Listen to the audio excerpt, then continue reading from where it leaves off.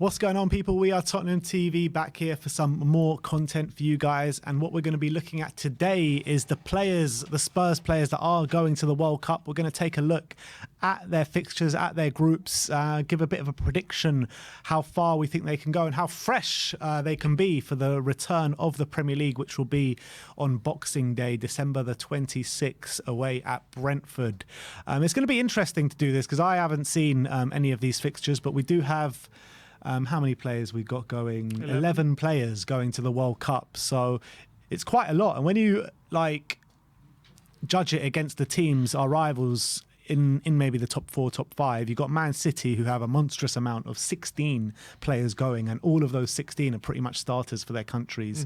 So, I mean, they're really not in good stead. But when you look at Arsenal, they've got just below us in 10 players going, but actually a lot of those players aren't starters for their countries. Liverpool as well, only 7 players going, like not a lot. So we do have a lot of good players compared to a lot of the leading Premier League clubs. So... And also, a lot of our players are starters and main players for their teams, and that's a big problem. All right, well, let's go through it player by player. We'll start off with Argentina and Cristian Romero. So what's their group? They're in a group with Poland, Mexico, and Saudi Arabia in Group C. I mean, I'm tipping Argentina to go quite far into this tournament. I think they're one of the favourites along with Brazil. And they've got a fairly easy group. They should win that group, shouldn't they? Mexico and Poland both in it, so it's not the easiest. But compared to Argentina, man, you expect Argentina to win that group. Yeah, but they have had troubles in recent tournaments, haven't they? With you think they have a good team, and then they underperform, don't they? Although they did get to the final in 2014. Last World Cup, they nearly went out in the groups, didn't they? They had to add a very late goal from Messi, if I remember, to get through. So you can't take it fully for granted, but they seem a much better team now. They won the Copa America. You definitely expect them to get through that group. They do play in the next round, most likely Group D, which is one of Denmark or France, who are assumed to go into the knockout. So no guarantees they make it further than that. But then again, if they do face Denmark, they will be favourites. Yeah, they will be. And but Denmark, they showed in the Euros how a dangerous team they could be. Yeah, and it's an interesting one with France because I believe 4 of the past 5 World Cup winners have all gone out in the group stages. The only one that haven't once Hugo comes around, we'll talk about France. Don't you worry about that. But in terms of Argentina, so definitely last 16 they should be going. I mean, if they get Denmark, you're thinking probably quarterfinals. Who will they play if they get to the quarters? They'll play the winner of the last 16 between FE and HG, which is the next 4. I mean, it's hard to predict who it is, but it could be Brazil. They even play in the quarterfinals. Can you imagine Brazil, Argentina quarterfinal? Depends on the side of the draw. Obviously, depends who finishes first and second in the draws and stuff. It's hard to predict, but. I mean, if they get France in the next round, that'll be very interesting. Very tasty. But what's your kind of prediction for Argentina? How far do you think they can go? I think they can. The way they've set up with it in being Messi's last tournament, they'll be super motivated to go all the way. I think they got a good chance. To be fair, I think they're a much more balanced team than they used to be. Their defense is much more assured than in previous years. You know, with Sandro Martinez, Cristian Romero, Otamendi in there as well. Otamendi's not so good, but he actually has been performing really well for Argentina. Otamendi. Fair enough, but. I still I know at club level he's been a bit average. Foyth has been all right for them, a right back, and then Acuna at left back's pretty decent. So, but in previous years they've been very top heavy, haven't they? But with it being Messi's last tournament, I predict them a semi-final appearance. Yeah, I would say. I agree. I would even go to say they could even reach the final, but. They're definitely one of my favourites for the tournament, that's for sure, especially it being Messi's last World Cup and everything surrounding that. But that's Argentina. Let's move on to Brazil and Richarlison. First of all, Romero, we expect him to play every game if he's fit. Richarlison as well. It's an interesting one because Tite, the Brazilian manager, says that Richarlison is his number 9. Yeah, he said that previously. I don't know if anything's changed since his form has dropped a bit for Spurs. But for Brazil, he played 2 in the last international break. He scored 2 and 2, didn't he? And he got some assists as well. So. Yeah. He's clearly fit and he's clearly firing for Brazil right now. I guess the things working against him are his form, and also he picked up an injury not so long ago and he's only just coming back from that, whether that'll affect his chances. But Clearly, the manager rates him and believes in him, and he wants him as his number 9. He's the one he's played the last few matches as his number 9. He's spoken publicly how he thinks that Richarlison has the best qualities as a number 9. So I do expect him to be the number 1 striker. He's left out Firmino for him. I know Jesus got a call up, but Jesus was Brazil's number 9 in the last World Cup and didn't score a goal. So I do expect Richarlison to be playing. He was very young last World Cup, Jesus, but when you're looking at Richarlison, he's played 12 games for Brazil this calendar year and he scored 10 goals and 1 assist. 10 goals and 1 assist. That's amazing stats, isn't it? Very good. That's really impressive. They do have a tough group. They got Switzerland and Serbia and Cameroon in that group. So they're the favourites for the tournament. Cool, yeah, they are the favourites of the tournament, so you expect them to go through. But Switzerland and Serbia, definitely, Switzerland are always tricky in these competitions, and Serbia have quite a decent squad this year. So no guarantees, but you expect them to make it through, and then they will be playing in the next round one of most likely Uruguay or Portugal, which would be interesting. I think Brazil will fancy their chances up against anyone this World Cup. They've got a brilliant side, quality all over the pitch, and it's interesting they chose to take Dani Alves over Emerson Royale. That just goes to show the state. 39-year-old. Unbelievable. No surprises. Crazy. But so we're expecting kind of a Richarlison and Cuti Romero to go quite deep into the tournament, which doesn't sit Spurs in some good stead there. But let's move on to Croatia. Ivan Perisic. Obviously, Perisic is a mainstay in that Croatia team. Feels like he's just been there forever. He has. He's 33 and he's been there since quite young. I'm pretty sure like 2008 he was starting in their team, like Euro 2008. Like he's been there for so long. I remember Euro 2012, he was brilliant for Croatia. He is such an interesting player, Perisic, because even when he's not playing great at club level, every tournament he turns up, every single time. He's always brilliant in the tournaments. Usually plays obviously on the wing for them, unlike maybe at club level he's more of a wing back. But he is such a tournament player. It's going to be great to see him out there. It will be, and it'll be nice that he'll be representing Spurs as well, or being a Spurs player representing Croatia. But Ivan Perisic, what's their group? What's Croatia's group? Belgium, Canada, Morocco. Oof. I mean, you expect them to get through that. Maybe in second place. The only thing I would say with Croatia is you expect it because they got good players, but they're aging. That's the thing. Like they obviously got to the World Cup final last time and did brilliantly. But is this the end of a cycle kind of thing? Is this now going to be the point where they start to falter? And there is a chance that they maybe come unstuck, but they're still a good side, and they have some fresher, younger players coming through as well. You still expect them though to beat the likes of Canada and Morocco. Definitely, although Morocco have some tricky players. But no, look, Croatia got to be fair. Obviously, it'll be a shock if they go out, but it's always a shock when a team comes into their cycle, you know what I mean? Canada, Jonathan David, and the Bayern left back, Alphonso Davies. They've got a couple of good players in there, Canada. Worldy players, actually. Junior Hoyler. So I mean, how far? I don't think Croatia. Who do they play in the next round? They will play one of most likely Germany or Spain. So probably going out in the round of 16. So at least Perisic will get a bit of a rest after the group stages. Yeah. So that's Perisic. Next up is Pierre-Emil Hojbjerg of Denmark. Obviously, had a really strong tournament in the Euros. This time they will have Christian Eriksen with them for the tournament. Who's in their group? They've got France in their group, Australia, and Tunisia. So, I mean, I expect them to go through. Definitely. I wouldn't even be surprised, given that, what you're saying about France before. I wouldn't even be surprised if they top the group. I agree. But topping the group doesn't necessarily mean...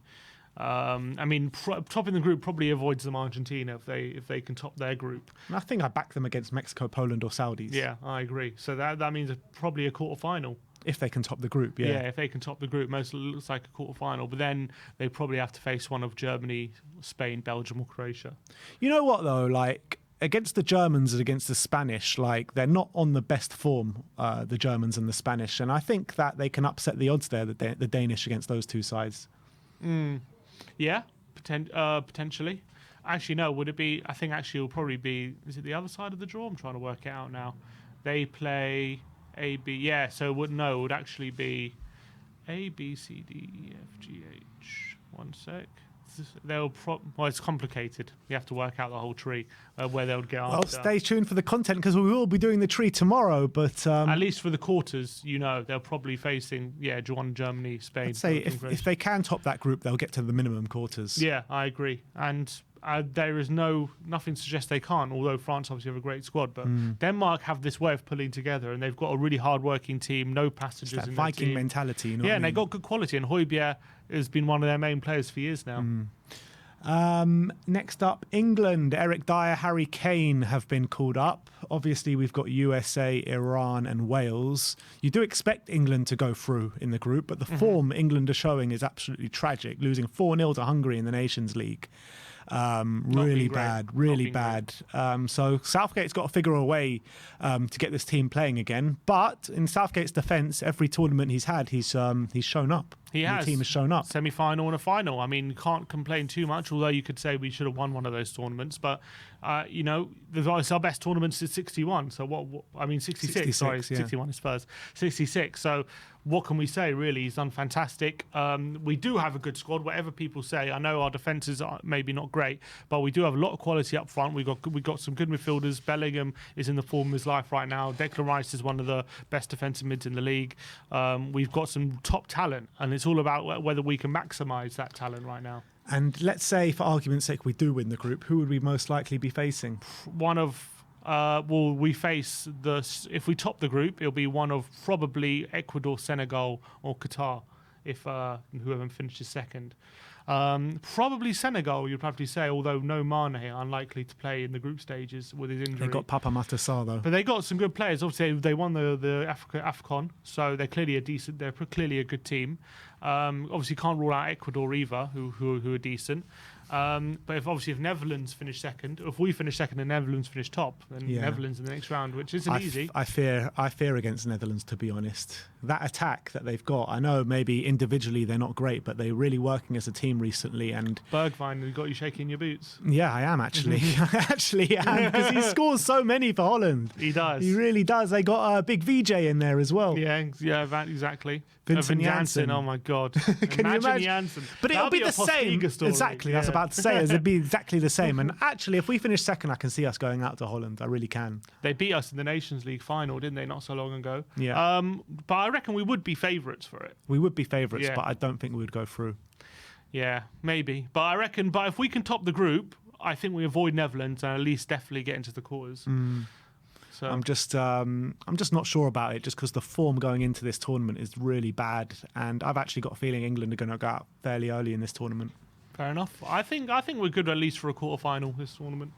Let's hope so. But if we do go out early, I'm not going to complain too much. Harry Kane won't be playing up until the final, and he'll also get a bit of a nice rest before the restart of the season. But let's move on to France. Hugo Lloris, the current winning World Cup captain for France, obviously, who's in their group: Denmark, Australia, and Tunisia. But like I said before, 4 of the last 5 World Cup winners have gone out in the group, France being one of them from 98. The only ones that haven't gone out in the groups was Brazil, back in when they won it in 2002. So, I mean, is the writing, do you reckon it's going to happen again? Can France go out in this group? Who knows? They've got a lot of injury problems, don't they? We know like Pogba and Kante are out, but then again they do. And Kunku now just got injured, but they do have Camavinga, Tchouaméni. Like they do have a lot of top talent. I thought Camavinga wasn't called up. He did get called up in the end. They do have a lot of top talent in that team. So it's hard to write them off. And they're young talent as well. A lot of the times with these squads, when the winning squad pick a very similar squad to the one they won with, and they've aged sufficiently, and then it kind of comes to the end of the cycle. But France all kind of seem like they're going through a new cycle. Although up front, I know that obviously Mbappe, one of the, if not the best player in the world right now. Benzema getting on a bit, hasn't had the best season. Griezmann, bit inconsistent at the moment. So yeah, I think Giroud must have made it still. He's still pretty decent, but again, he's quite old. So I don't know. It'd be interesting to see if they are coming to an end of a cycle, or whether with the younger players like Tchouaméni and Camavinga, whether they can kind of go again and have a good push for the World Cup. What's their form? I think they should get out of the group. I mean, I can't see Tunisia or Australia beating them. Let's be honest. Yeah, it's true. So they'll definitely get out of the group. But with whether they'll finish first or second, they could easily face Argentina. What a tie that would be. Last 16. What a tie that would be. But, I think I'll go against the form books and I'll say that France will top this group. Yeah. I think they will. I mean, it's going to be hard against them and Denmark. So I'm gonna say Denmark beat Tunisia and Australia, and France do the same, and it's all going to come down to that game between France and Denmark. And if it's a draw, it'll be very interesting to see what happens. Yeah, it'll go down to goal difference. Yeah, I would actually think Denmark. I'm going to back Denmark to finish above them, and I reckon it could be set up a tie for France, Argentina in that last 16, which would be tasty. Wow.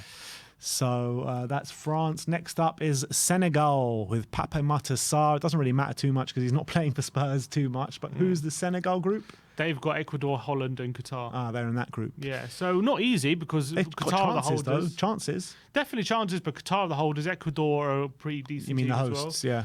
If only Qatar were the holders. Sorry, they're the hosts. So, I mean, definitely no guarantees, but Senegal are obviously the holders of the Copa America, of the AFCON. They're a good team, but I don't know if he'll start. That's the thing. Yeah, I think he'll play a bit part role, really. But even if he does, I mean, I think Senegal will get through this group, to be fair. I really do. I think it'll be Holland top, Senegal second. I don't really fancy Ecuador and Qatar. They shouldn't even be at the World Cup. That's how poor they are. Yeah, true. So they'll probably make it through, but do you see Senegal most likely playing England in the next round, to be fair? Do you reckon they could beat England? I don't know. Without Mane. It's interesting. I don't know who's in the Senegal squad. They got Mendy in goal. They got Koulibaly at the back. They have Pape, Matar, Sarr. I think there's Ismaila Sarr from Watford. They've got some decent players. So is Mane out the whole World Cup, or is he just out the first game? No, I don't think so. I think it's more than the first game, but I think if they get through, he'll be fit. But he was ruled out of the World Cup with his injury, but they called him up anyway just in case he'll be fit. So I don't know. I don't think there's any guarantees when he's going to be fit. So they've got Edouard Mendy in goal. They've got Diallo from Leipzig, Chet Kouyaté from Nottingham Forest, Papagay from Marseille, Mendy from Leicester. Yeah, I think we can beat them, to be fair. Nicholas Jackson from Villarreal. It'll be a tough game. No two ways about it. It'll be a very tough game, but I think we can just about I think we should beat them. We should beat them if Mane's not playing. So they'll probably go out in last 16 then. Yeah. Next up is Sonny Boy, Heung-min Son, South Korea. Who do they have? I don't think they're getting out of the group because they have Germany, Spain, and Costa Rica.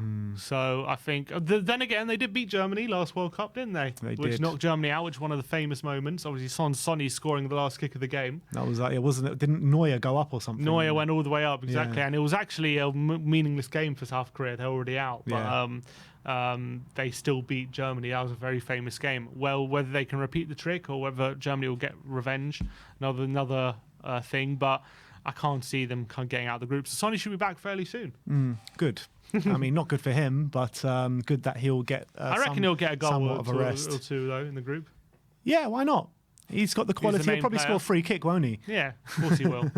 Next up is Rodrigo Bentancur of Uruguay. Now, these guys, Uruguay... Sorry, I was looking at the wrong group. They're not in that group.